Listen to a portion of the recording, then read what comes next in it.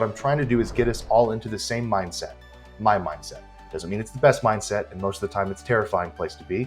But when we talk about marketing and when I talk at you about marketing, I want you all to understand the way I approach it, my definitions of it, my mindset, and then you can adopt that as much in whole hog or not as we go forward. But this is going to help you understand where I'm coming from. Mindset, honestly, is the biggest hangup that I see in a lot of authors. It's my biggest hangup still. Even though I believe I'm a good marketer, I'm a successful book author, all the numbers would prove that to be true, but I always find that my mindset is usually the hangup. And I can give some specific examples, like when I'm doing ads, I know that advertising is testing. I know that, I teach that, I coach that, I train on that. I know that it's testing. And yet my mindset holds me back enough to not want to spend the extra $40 a day on this ad because I know I need to test it. I know that it could work, but my mindset holds me back. And so that's why I want to give you guys this. So hopefully that your mindset can start to shift a little bit so that you accept that some things in marketing is testing, like ads, and social media. Some of it's just constant, consistent engagement over time. There's really no hack. And then the last example, email newsletters, is what I like to say is to scale up, you have to scale down. And what that means is, annoying as it seems, responding to every single email, talking to your readers, really having actual conversations with them more than just, hey, thanks, bye. That's the kind of mindset that I'm trying to help us adopt here as we go forward. So these are the foundations of book marketing. We're going to talk about the importance of effective book marketing and the common challenge that we face in marketing our books. First of all, I want to put this definition up. I am going to say this until the day I die because it's so important that we understand, as authors who as a species are not typically a big fan of self-promotion, sales, putting ourselves out there, extroversion in general, whatever the thing is, and maybe you're different, but most authors and most people who are creatives really creating, and they don't always like the marketing side. So develop a mindset. We need to understand, this is my definition first of all, but we need to understand this definition of marketing. Very simply, it is creating something that you already know people want and then showing it to them. Okay, and so there's three parts to this definition we'll break down. First of all, it's creating something. That part we've got. You're here because you already know how to write a book. You're figuring out how to write a book. You've written 40-something books. The point is, you know how to do that, or you know how to figure out how to do that part. You've created something and you can create something. The second part is that you already know people want that thing, that type of thing. In this case, that's genre. So you already know that there are people in the mystery thriller genre who want to read more mystery thriller books. And you can get really gradations of that. Well, I know that there's people that like zombie mysteries. Okay, great. That doesn't matter. The point is that you already know that there's a genre for it. Now, and if you're stuck on this part and you're thinking, I actually don't know if people want what I've got, that's part of this marketing mindset that we need to figure out. Do you know that you've written something or are writing something that other people want? And if the answer is no, I don't know that, then we need to figure out, are you writing in a genre that's going to be much more challenging to market to an audience? Or are you just not aware of the particular genre that you're in? Both can be true, but usually not both at the same time.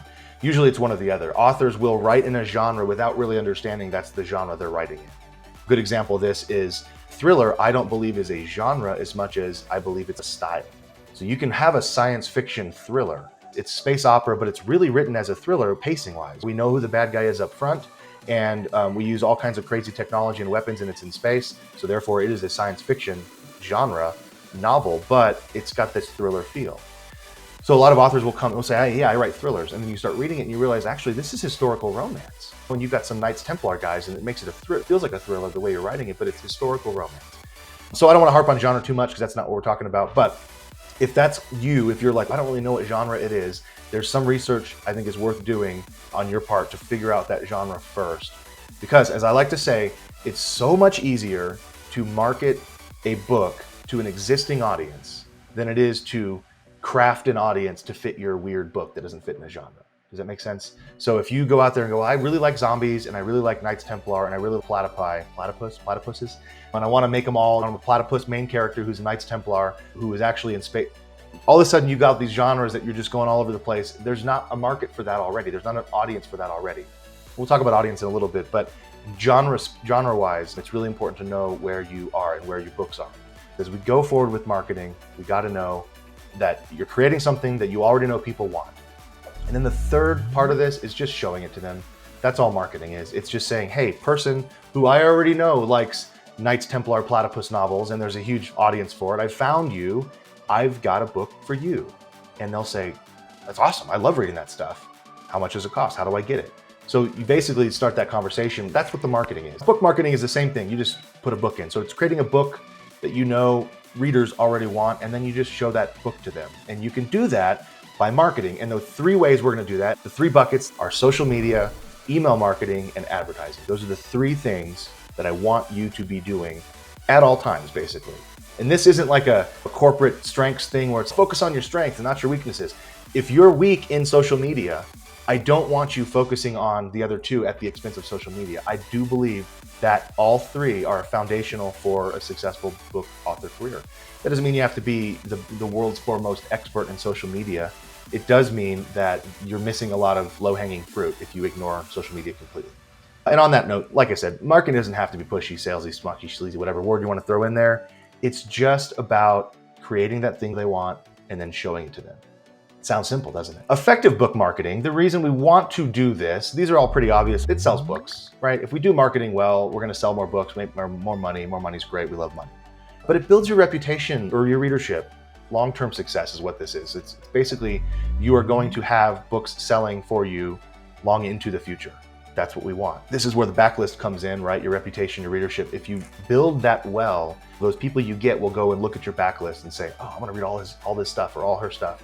And that's the long-term success we're after. Finally, if you do marketing when it's effective for you, it elevates your brand, and that's what I call a legacy. And it's a big word for me. I love legacy because we're not all going to be here forever. One day we're going to die. What do we leave behind? That's our legacy. So these books that we're writing now, we have, and they're going to be here forever, as scary a thought as that may be. If we market effectively and build this brand around what we're trying to do, then we're going to build a legacy that is strong, that long after we're gone, people will read our books and build that readership in. Some of the challenges, the big questions usually fall into two main questions. What do I do, or how do I do it? Or sometimes both. I don't know what to do, and I have no idea how to do any of it. I'm brand new to this game. I know how to write a book. My mom says she loves it, and the one person that's read it gave me 4 stars. I'm sure it's amazing. Now what do I do? To that person, I would say write a lot more books before you try doing any of this expensive stuff. These are the two main challenges. Usually people will come at me with something like, I feel like I know how to do TikTok ads and Pinterest ads, and I'm really good at those, and they're not working. That's a question of what do I do? I don't believe that may be the best way forward for that author if they're not doing any Facebook ads or Amazon ads, because those are the two big ones. So the challenges usually fall into one of those two categories or questions. What do I do? How do I do it? So the answer to the first one, and like I said, this is simple, conceptually simple. I understand that there's a lot in here, but strategically speaking, what do I want you to do? What do I want to do as an author myself? These three things. These are the foundations of book marketing. Figure out social media, figure out email marketing, and figure out advertising. Now, social media is branding. That's basically what social media is building your brand. And so it does imply that you've thought through your own brand and made sure that what you're putting out there reflects who you want to be seen as online as an author persona. It doesn't take a ton of time or effort or money. It's just spending a few hours building a brand and putting the pieces together, get a logo design, get the color scheme. And then as you go forward with social media, you'll already have that brand package and you'll be able to stamp on there, okay, this is my brand. So whatever I write is gonna sound like me because it's me, but then whatever I throw out there in terms of like images or video will be branded as me because it's got my logo on it and it's my color scheme. And it just saves you that much more time and effort down the road. You don't have to worry about, man, how do I want to brand myself today? You want to be consistent above all things with branding. So when we engage in social media and we build a marketing plan for social media, that's going to be a core component of it. So that's homework for social media, if you will. Email marketing probably should be the first one on the list because it's the first thing authors can get a lot of benefit out of right out the gate. Meaning, even before you publish that first book, you can start collecting email addresses. I did this when I first started writing. I had a book I was working on, just supposed to be a present for my dad. I was never going to be here. I was never thinking I was going to be a full-time author, or certainly not showing other authors the ropes. But I wrote that book and I knew that if there was ever a chance I was going to sell, I needed to start collecting email addresses because email lists were gold back then. I believe they still are. I didn't know that was going to be the case, but I came from a marketing background. And so I knew intuitively, I needed to start getting email addresses because email is this personal way of connecting one-on-one with people. That's why I said before that in order to scale up, you have to scale down. You have to think in terms of one-on-one rather than one-to-many. We get in trouble when you build a mailing list that's 1,000, 10,000, 100,000 people large, and you start broadcasting. Because the mindset, again, is different when you're doing that. You're thinking, okay, I gotta tell all these people that I have a new book out.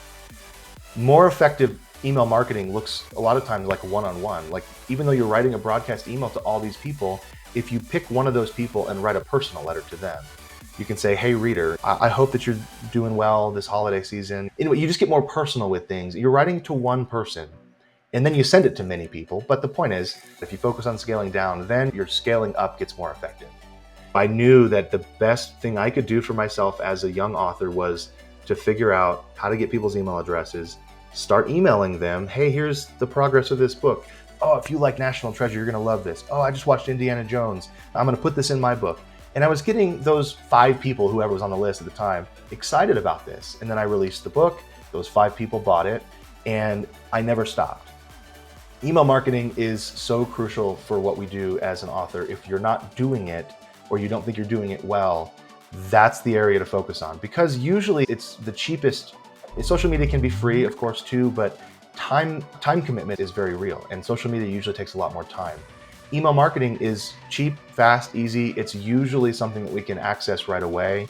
This isn't a plug for my company, but Author Email is the cheapest platform out there, built it for authors, so that you don't have to pay MailChimp prices and MailerLite prices. The point is, go get something that you can use. Go get a platform, go get an email service. It doesn't matter what it is. Don't worry about that yet. You can always move away, download that CSV file and upload it somewhere else. Just go get something. Don't let the technology be a hang-up for you if you don't have a mailing list. If you already do have a mailing list, you might be thinking to yourself, no, great, I got the technology down. I just need to figure out how to build that list. Social media can help with that. Releasing more books in the series and having calls to action at the end of the book can help with that. And then the third thing on this list can help with that immensely, and that's advertising. Advertising is the third bucket. It's probably the third in line as well. It's probably the thing that you need to focus on after those other 2 are solidified. Generally speaking, there's exceptions, of course, but advertising is something we just have to do. And there's a lot of, I think, frustration in the indie space right now because we're all mad that's the case. We're all upset that we have to advertise. If you listen to people talk about it, they're angry because it's pay to play and Amazon's double dipping because they're taking our percentage from the royalty and then now we have to pay them to advertise. I wish it weren't the case, but it is the case. And maybe it's my fault because I spent so much money on Amazon over the years on advertising that I just made it harder to compete. I don't know. But realistically speaking, if we want to have any chance of true success, meaning building a successful author career at whatever salary you've decided is successful, you're going to have to advertise. There's a few reasons for that. But mainly, it's because there's just a lot more competition out there. Now, I don't believe you and I are in competition. If somebody likes my book, they might like your book and they can buy 2 books. It's not like a car where if you buy the car, you don't need another one. People always want more books. So I don't mean competition in the sense of author to author competition. If I buy Mark Dawson's thriller, I'm not going to buy Nick Thacker's thriller because I already have a thriller. It's not how it works. But I do mean competition in the sense of we are all competing for that initial reader's eyeballs. And that's why advertising is crucial now, because there's just so much out there that the organic stuff is going to always sink beneath the paid stuff. There's always exceptions, but that's playing craps in Vegas. Advertising takes away the gamble, takes away the randomness of it. It takes away the chance, which is a reason I like advertising. Obviously, there's a lot of variables and levers to pull in ads, and it is tricky and can be complicated and convoluted. But assuming we figure out some basic stuff about advertising, it's a lever you can pull. You can say, I'm going to put $2 in the machine and I'm going to get $4 out, or I'm going to get $3 back. And you're going to do that all day long, right? Because you're making money. But most importantly, it's a way to make your sales consistent over time. You don't have to worry about those spikes you get when you release a new book. And then what do you do for the next 4 months? There's no spike, the sales go down. Advertising can even out those bumps. So you want to pay yourself a salary, the best way to do it is to start paying for ads and say, okay, I'm going to spend $1,000 a month on ads, and look at the end of the month, okay, I'm making $5,000 on my entire series. Next month you do $1,500 in ads and you make $7,000. So the point is you can get these levels a lot more consistent over time, which is great because one of the biggest anxiety inducing things that authors have is this unknown. We don't know what we're going to make next month. It's all just a mystery. And I can make $40,000 this month and then $5,000 next month. That's not what we want. We want a consistent salary, right? We want a consistent income over time. There's nothing wrong with wanting that. Advertising is probably the best way to ensure that. So don't be afraid of advertising at all. It's really not that hard. It's just testing. You just start testing everything and eventually it's probably going to work better than you think it's going to work. The point is though, don't be afraid of advertising. Yeah, you'll have to figure out how to build ads correctly and all that, but that's not going to be the hard part. The hard part is getting the plan in place initially and getting over that obstacle that you have in your mind of, I'm afraid of doing ads or whatever the case is. Your focus with social media in a marketing plan, in a book marketing plan, is branding. You're focused on painting with a broad brush. Who am I online? Who do I want to be perceived as? What's my persona here? This is the focus on branding that I mentioned before. When we talk about email marketing in a marketing plan, really we're talking on that reputation building. I say to scale up, you got to scale down. And that means you're building your reputation one-on-one with individual readers, people who are reaching out to you, asking for help, or how do I download this book? Or how do I get this book? And can I get a promo code? Whatever it is, taking the time to actually respond to those people builds your reputation far better than anything else in the marketing space. And that's not just book marketing, that's just marketing in general. That's why email is so powerful to me, because it is so easy to build a great reputation just by interacting with people and being human. And then the third one, advertising, is going to be where we focus on scaling up and profit. And those are two different things sometimes. Obviously we want to scale our profit up, of course, but I mean scaling in terms of overall readership, casting the net wide. And that can look like leads. So we run lead ads to get people on our mailing list. So another reason why we want to advertise is it works better over time. Tomorrow you go launch an ad at $100 a day and you may have some traction with that, but it's going to be nothing compared to what it looks like 3 months down the road when you're still running that $100 a day ad and you've tested and iterated every day since then. So that's the focus and that's the way forward.